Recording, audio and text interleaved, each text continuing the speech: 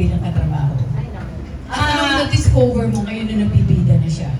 Nako, ng kwenta actually, pero napakabait nito, tsaka napakagaan ka work. Tsaka mami-mami niya talaga ako. Hanggang ngayon tawag niya sa akin, mami, ay nanay-nanayan niya ako. MTV days na lang kasama ko na to eh. So, ngayon na bida na siya, ganun pa rin siya, hindi siya nagbabago. And thank you Lord na ganun pa rin, humble pa rin si Empoy. Oh. Empoy reaction sa sinabi ni Ay. Ako sobrang actually, yun nga eh, wala pang asawa si wala pang asawa si si Sancho wala pang asawa, ano ba? Magkaanak nga ako sa di ba? Sa, na hindi pa pala nakalabas yung baby, di ba? Aada na agad ako. Nga, nagsusorry sa akin isang araw. Mami, sabi niya sa akin, sorry talaga. Bakit? Hindi ako naka-attend ng binyag. Nino, yung anak ni Sancho, tanga, hindi pa lumalabas. Naka-attend ng binyag. Hindi ko ba? Nagnininong kasi ako. Very Paco ah. Very Paco. Karakter.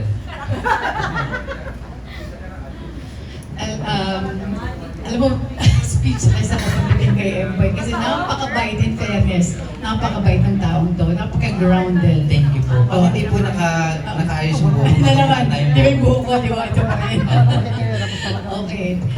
Basta I'm so happy for you, Empoy. Thank you po. Ayun, Mare. Thank you so much. Alam ko siya, kasi hindi pa naman siya bida noon. And nakita ko yun, kita-kita. Tapos, nagbida na siya. So ngayon, kasama ko na siya as bida din. Ganun pa rin siya. Mabait pa rin, tsaka nakakatawa pa rin.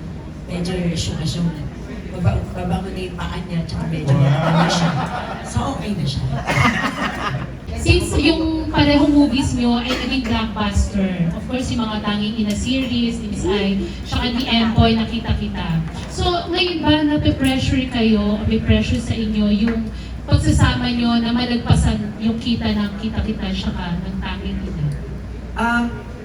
Siguro hindi naman. Kasi para sa amin ni Mami Ai at saka lahat ng team ng family ng Batang Paco is in-enjoy lang namin yung shooting, yung tapings at gusto lang namin na makapagpasaya ulit sa lahat ng mga taong tumatangkilik ng pelikulang Pilipino, lalo-lalo na ito ang isa sa unang movie this year na comedy dito sa ating industriya.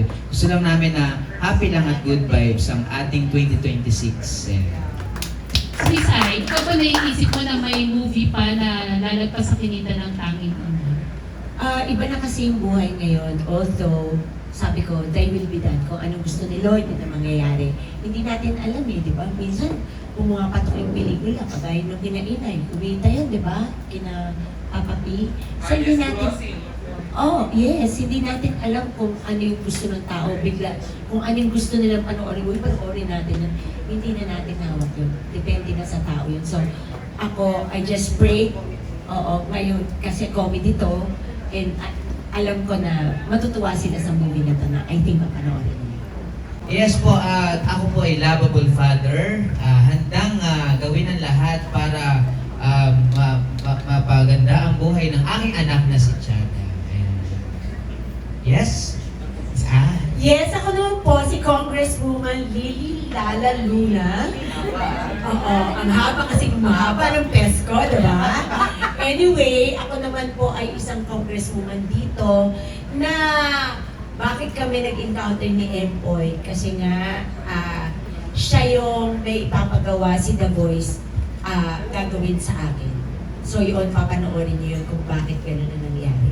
Parang meron namang konting kinemero. Twist. Kinemero.